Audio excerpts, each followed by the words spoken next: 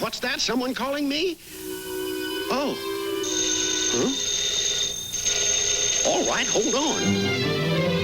I'm coming. Hello. Jiminy Cricket speaking.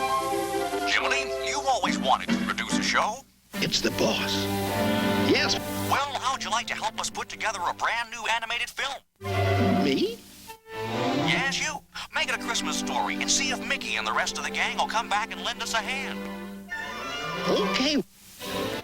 Oh, and by the way, Jiminy, have a good show, but watch the budget. Oh, dear. Enjoy yourself. Let's see now. Get Mickey and his gang, have a good show, but watch the budget. Watch the budget? Oh, heavens to Betsy. Walt Disney Studios, home to characters and stories spun from pure cinematic magic. But up until 1983, the Disney character who started the whole enchanted operation hadn't made a movie in 30 years. Get Mickey Mouse on the phone.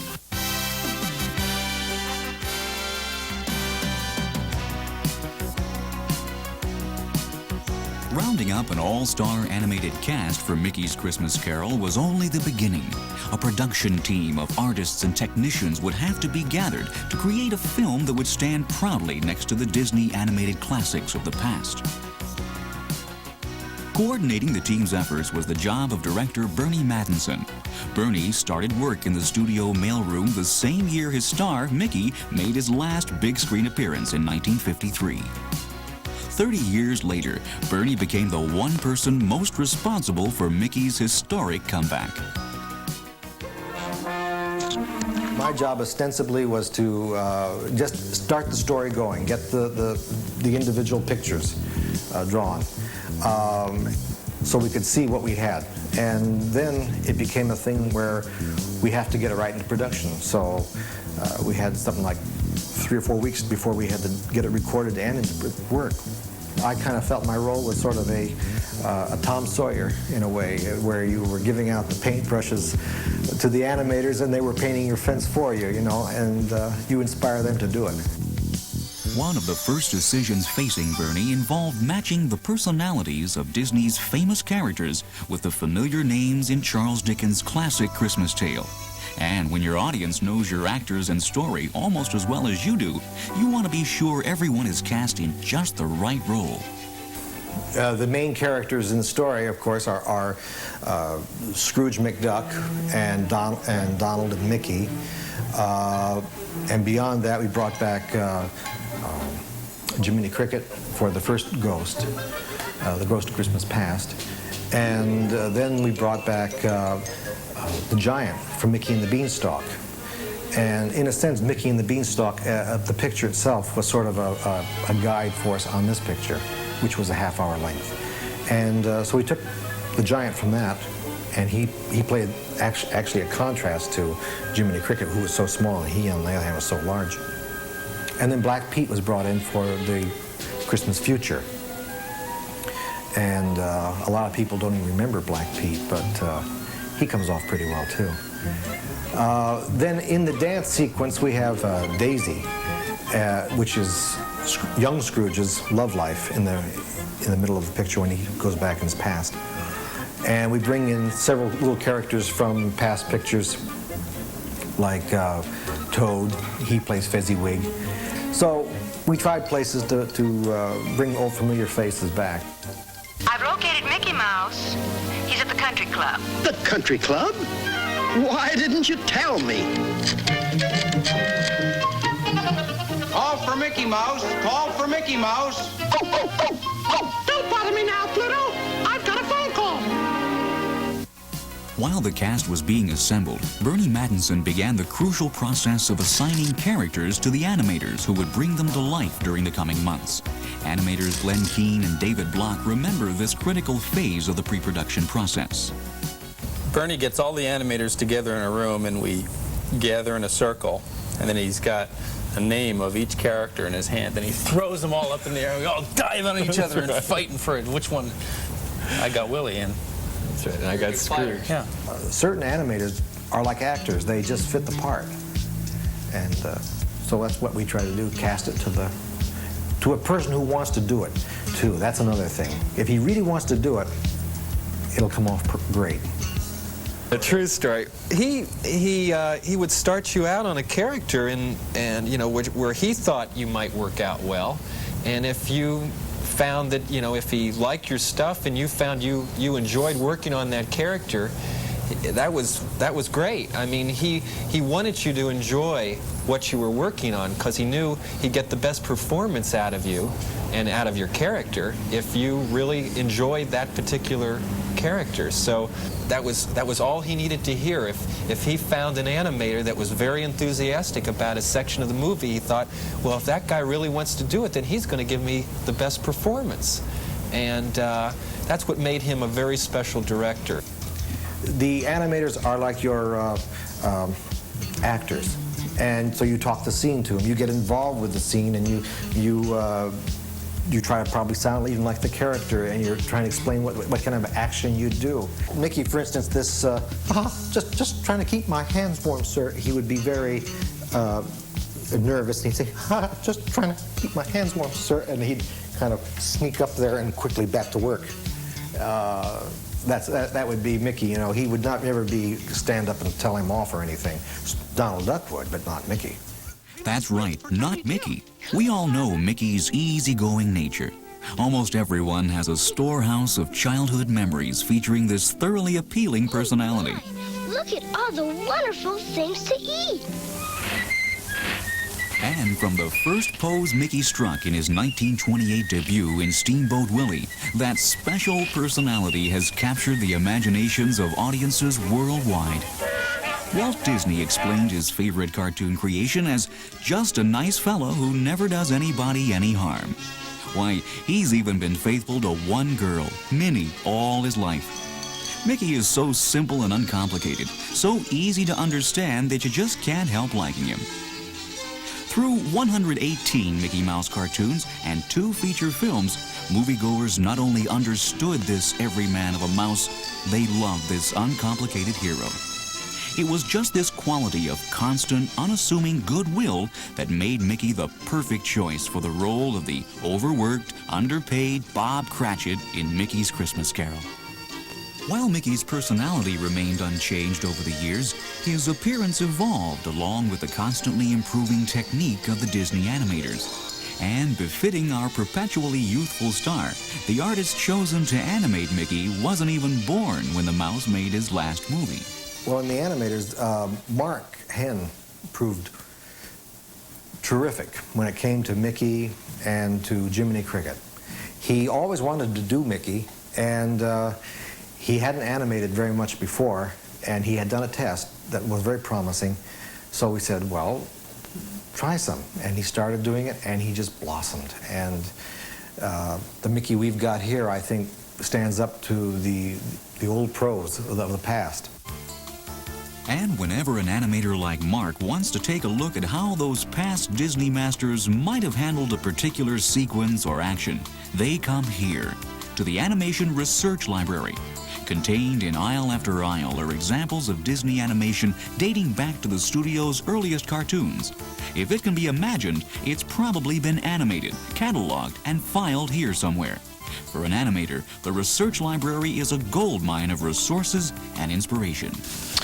Well, I'm down here taking a look at a Mickey scene from Mickey and the Beanstalk that Freddie Moore had animated. Freddie was one of the top Mickey animators that the studio ever had. Matter of fact, he was fairly much responsible for the look and style of Mickey that we know today. And so he's kind of the pioneer of Mickey. What Freddie came up with was a lot more fluid shape in the body, and which allowed for a lot looser, freer kind of animation, a little more expressive in that sense. And then with the addition to the pupil eyes, then they were able to get a little more expression, you know, than what they had with the shoe button eyes. But basically, that's the biggest change or evolution as far as Mickey goes. Well, he's become more than just a cartoon character, and I think that has a lot to do with it. And people think of him as a friend, and I think they're just happy to see him back again, you know. And I think that has a lot to do with the fact that he's just more than just the drawings on paper, you know, but he represents a style, a personality that, you know, a lot of people like. He's just a very likable person, and Mouse, and I think, you know, it's good to see him back at work again. I thought you were Pluto. And like any other movie star since the dawn of talkies, Mickey's personality depends not only on how he looks, but how he sounds. You know, Mickey Mouse, I hope you've heard of me. I hope. The familiar falsetto of the world's favorite mouse has been mastered by only 3 individuals during Mickey's career.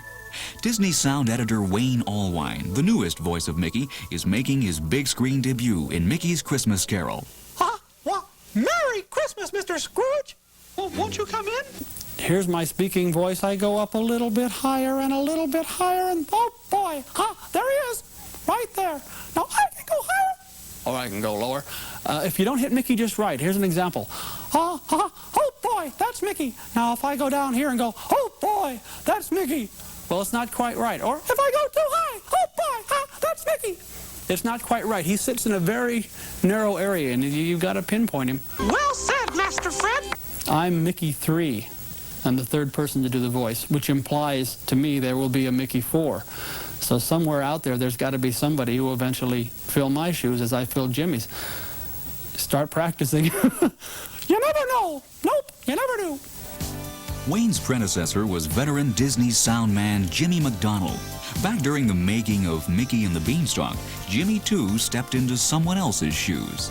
Walt called me. I was on the stage here, and his girl called me and said, "Can you come up? Walt wants to see you." It was in the middle of the Mickey and the Beanstalk, and I went up. He said, "I can't do it anymore. I'm just too busy." So he asked me if I could do a Mickey voice, and I tried it. And he said, "Yeah, that sounds pretty good." And so he said to the fellas there, "After this, call Jim. Don't call me. I'm too bloody busy." 20, 30, 40. Boy, what a lifeline. It wasn't, in either case, a situation where Jimmy and I solicited the part. It was sort of given to us. It's very, very strange, though, that the succession goes from Walt to Jimmy, who was a sound effects man, to myself, who was another sound effects man. And strangely enough, it just happened to be the fellow they picked to learn Jim's job as a sound effect. I know that one day I was doing something, and Walt came on the dialogue stage, and I was doing something, and when Walt left, he turned around to the fellows and he said, "Hey, don't forget I do Mickey's voice, too." Oddly enough, one of the most famous voices heard in Mickey's Christmas Carol is also one of the hardest to understand, and it's even harder to imitate.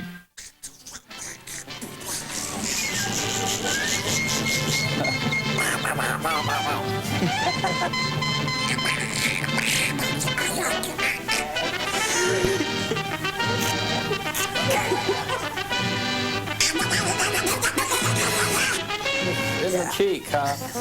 Quack, quack, quack.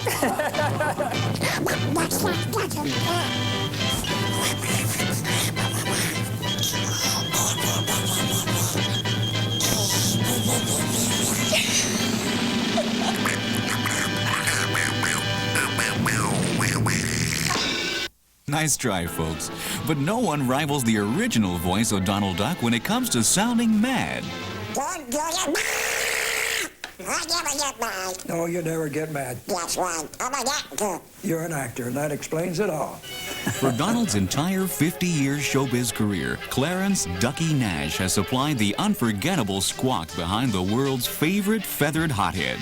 He has all the, I say, attributes of a human being who expresses sorrow, sadness, and a little mischief, a lot of laughter. Now here's your trick. Sit down, boys. Yeah, we're pals. That's right. Ducky and Donald debuted in a Disney cartoon titled The Wise Little Hen in 1934, and they've been quacking up audiences around the world ever since. Unlike Mickey, no one ever accused Donald of being just a nice guy. The style and temperament of this volatile duck made him a character the Disney animators could really stretch their wings with. Donald's quick boiling temper and unmistakable voice made him an all-time favorite with audiences, too. He starred in no less than 128 cartoons and in some of Disney's most innovative animated features. In 1937, Donald co-starred with the lovely Donna Duck, who later became Daisy Duck and became a calming influence in Donald's hectic life. A good thing, too, because 1 year later, 3 mischievous new arrivals entered the picture, Donald's nephews. Clearly, Donald was a character audiences could sympathize with. But would there be a spot for an irascible star like Donald in Mickey's new film? Oh, there's a nice part for you, too, my fine-feathered friend. Donald? Don't tell me Donald is... Yes, Mr. Cricket. Donald's on vacation. Oh, no. I'm afraid so, Mr. Cricket. Oh, the problems of a producer.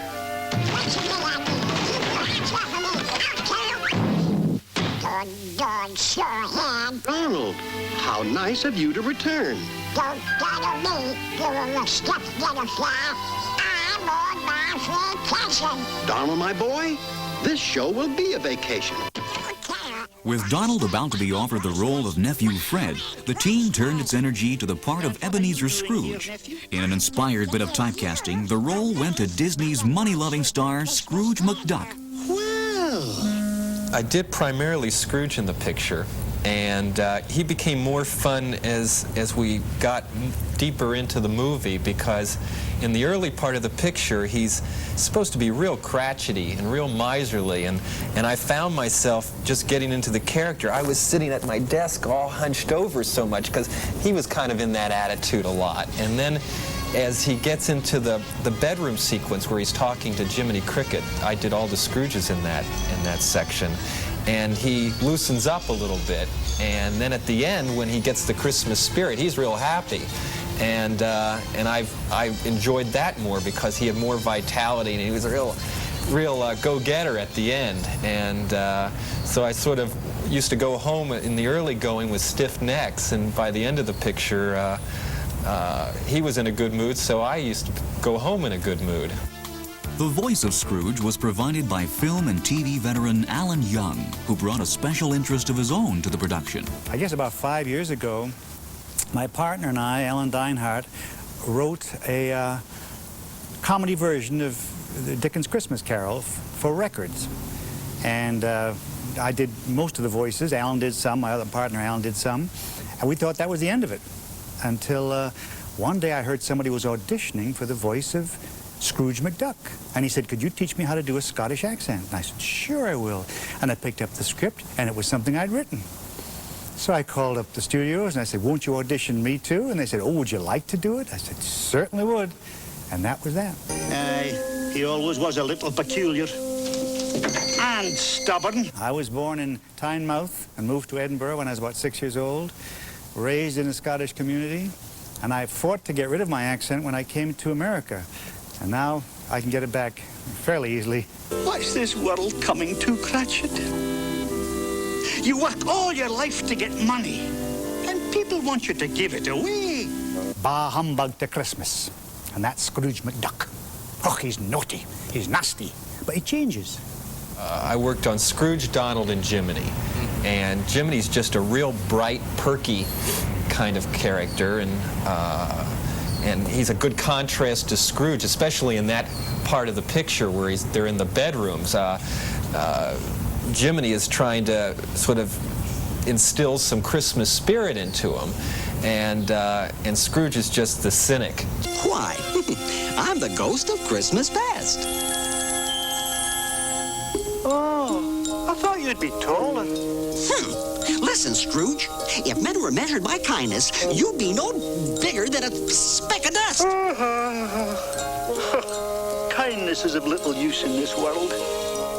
They worked off of each other real well. You have the ultimate optimist in Jiminy and the ultimate pessimist in Scrooge.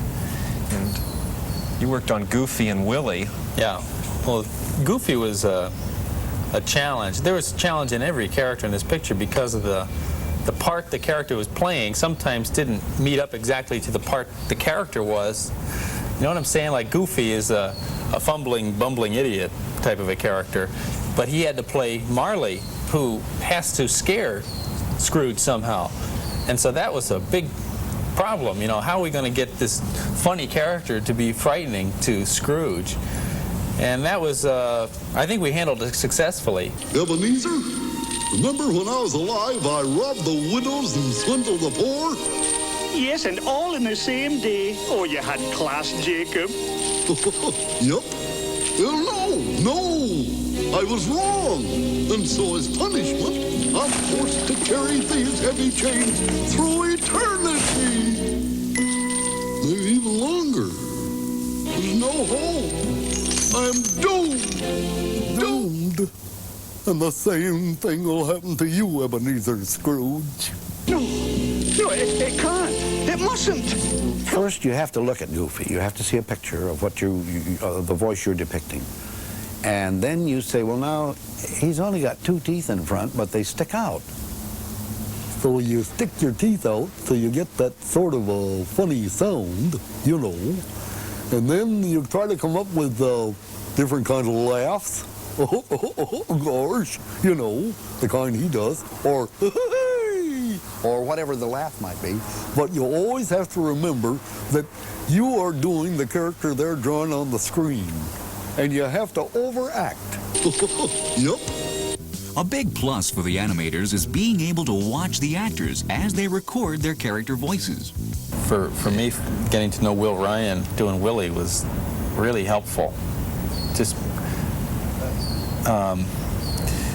because I guess there was so much life that I could see in him in person, you know, that he was putting into the character. It was, you know, I knew I had to at least get that much into Willie. For Willie the Giant, when I was asked to audition for that part, I went back and looked at Fun and Fancy Free, the Mickey and the Beanstalk sequence, where Billy Gilbert did the voice of Willie the Giant.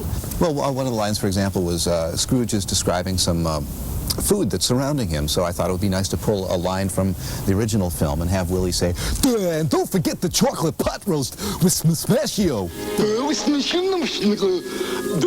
With yogurt. And Glenn Keane did a beautiful job of animating that.